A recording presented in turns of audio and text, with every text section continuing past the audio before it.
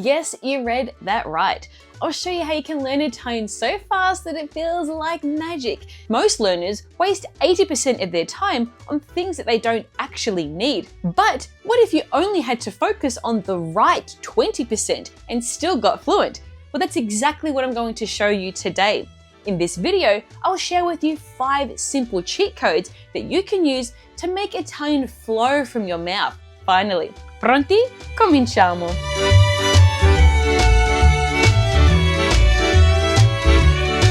Now, most Italian courses teach Italian words like their shopping lists, words, verbs, and tenses. Now, that's why learning scattered grammar feels so frustrating. It might give you knowledge, but you still freeze when you speak, so what's the point of that? The smarter way is to learn just 5 of the most common sentence structures that Italians use day in and day out, and that you can use to say almost anything. Think of it like making a classic pasta sauce. The core ingredient is olive oil. That's your verb.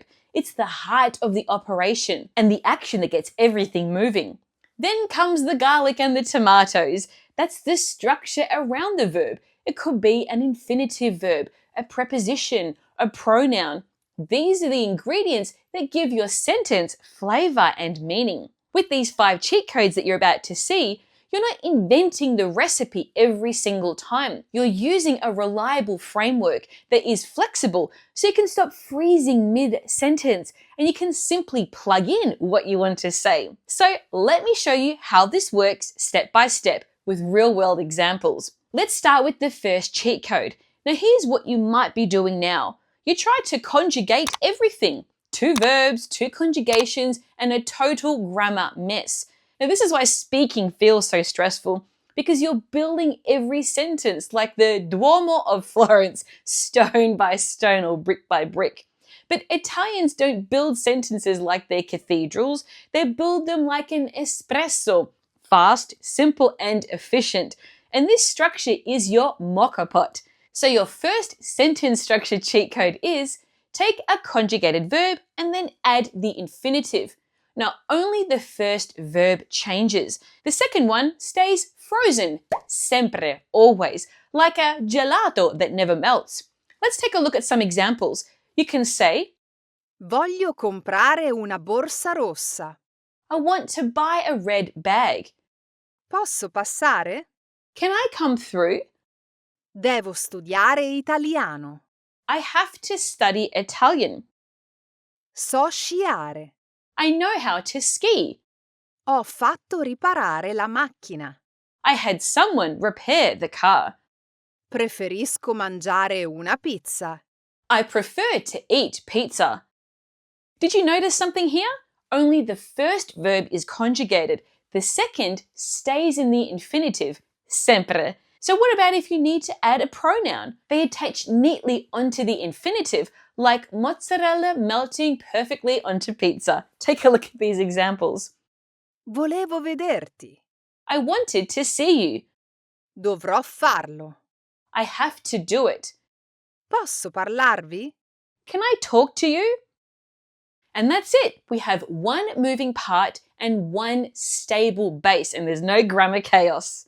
So how do you apply this? Well, stop trying to conjugate 2 verbs. Just use this 2-part sentence structure instead. You can use this whenever you're talking about actions or in a general sense, especially to express intention, obligation, ability, or desire. In other words, the kinds of things that you want to say all the time. Now, some common verbs that work well with this framework are Volere. to want, Potere. can, to be able to, Dovere. must, to have to Sapere. know how to Fare. do or to make, Preferire. to prefer, Amare. to love. Now, these 7 sentence starters alone unlock thousands of sentences. So instead of thinking grammar, think intention. What do I want? What must I do? What can I say? And build from that.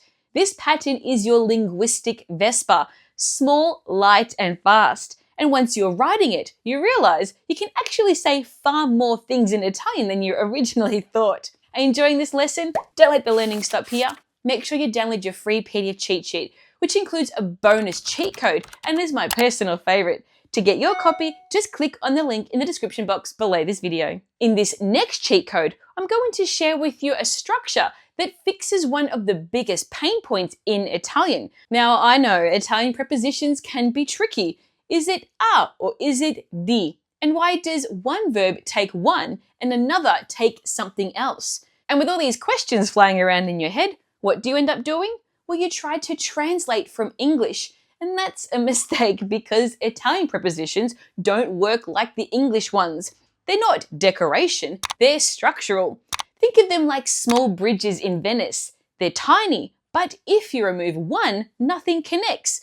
When you try to memorize verbs alone, like aiutare, to help, decidere, to decide, you miss the bridge. And without the bridge, the sentence collapses. That's why memorizing verbs one by one doesn't work.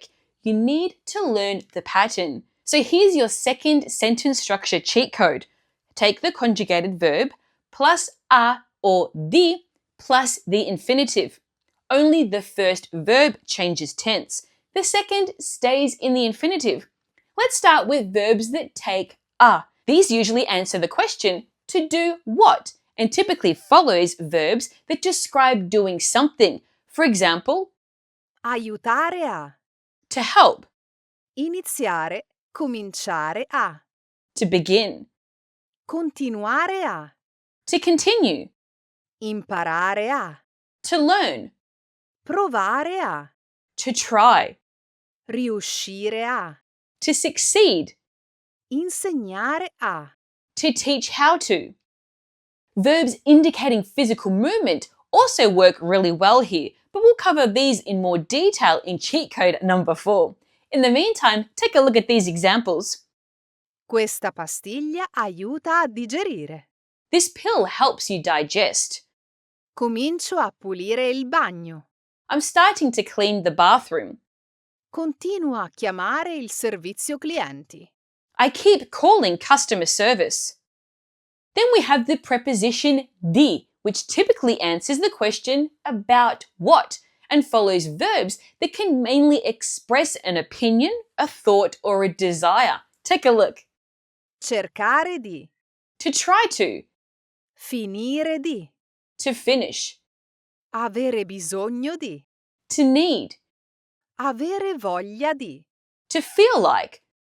Smettere di. To quit or stop doing. Pensare di. To think about or plan to. Decidere di. To decide. Sperare di. To hope. Here are some example sentences. Cerco di riposare un po'. I'm trying to rest a bit. Un attimo, finisco di mangiare. Just a moment, I'm finishing eating. Penso di tornare tardi. I think I'll be back late.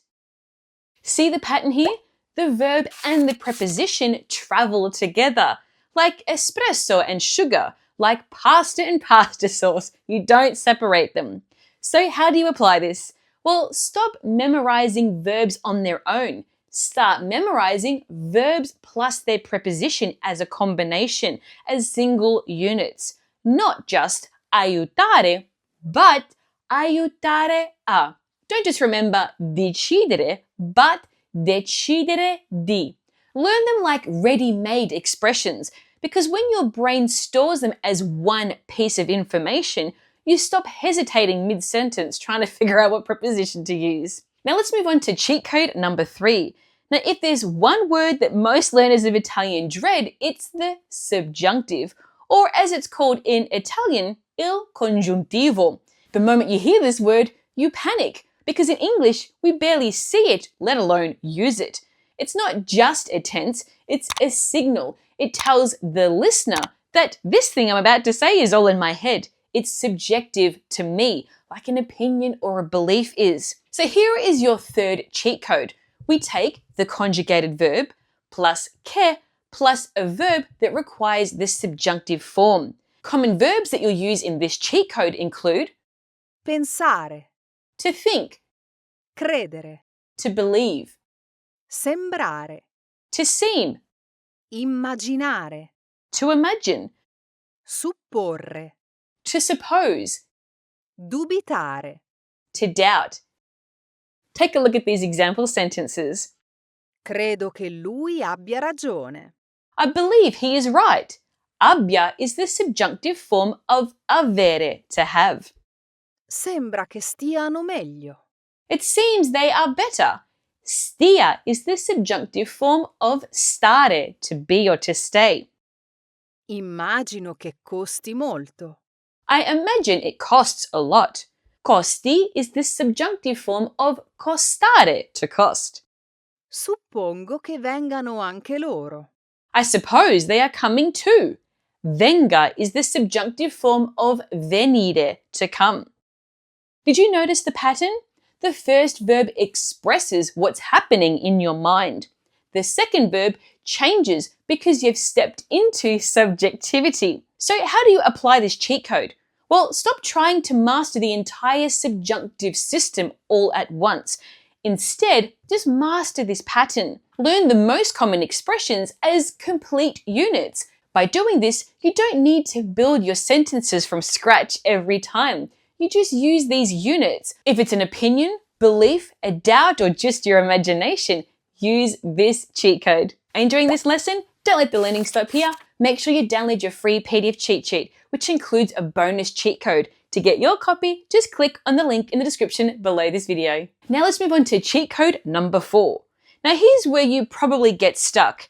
You want to say something simple like, I'm going to Rome, or I'm at the office, or I'm coming from school. And suddenly all those pesky prepositions are swirling around in your head again.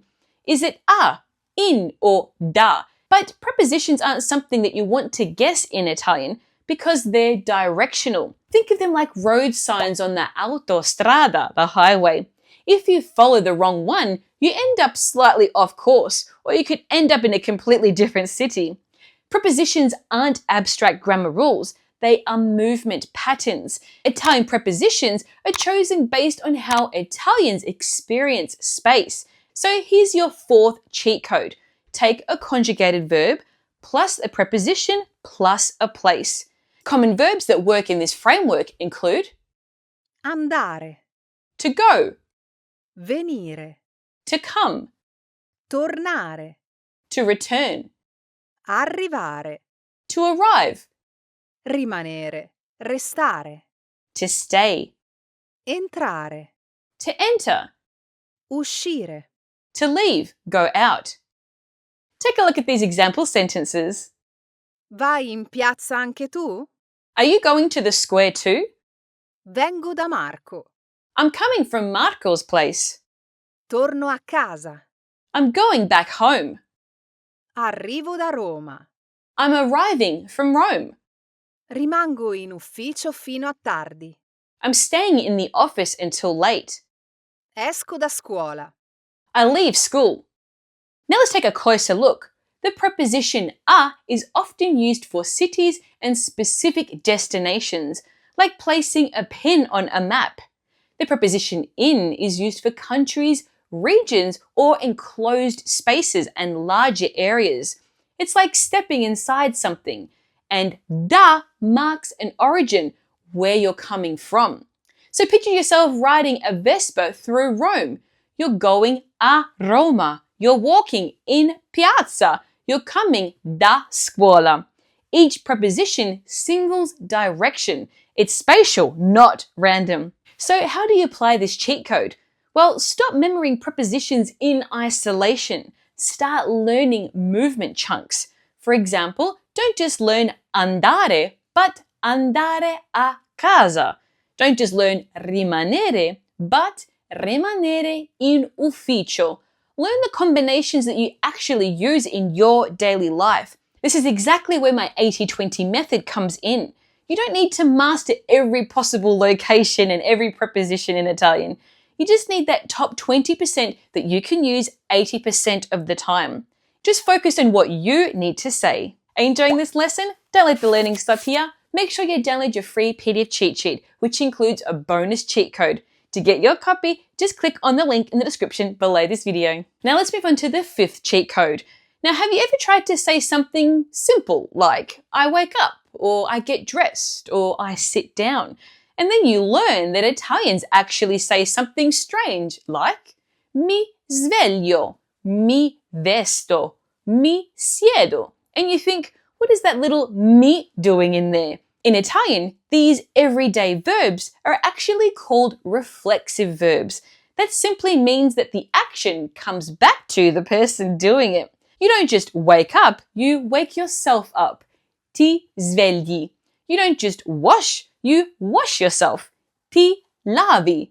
Even when English doesn't say myself, Italian always includes this. So those tiny words that mi, ti, si, ci, vi, and si aren't just decoration, they're structural. And ignoring them is like making pasta without salt. Technically it's edible, but something essential is missing. So here's your fifth cheat code. Take the reflexive pronoun and add the conjugated verb afterwards.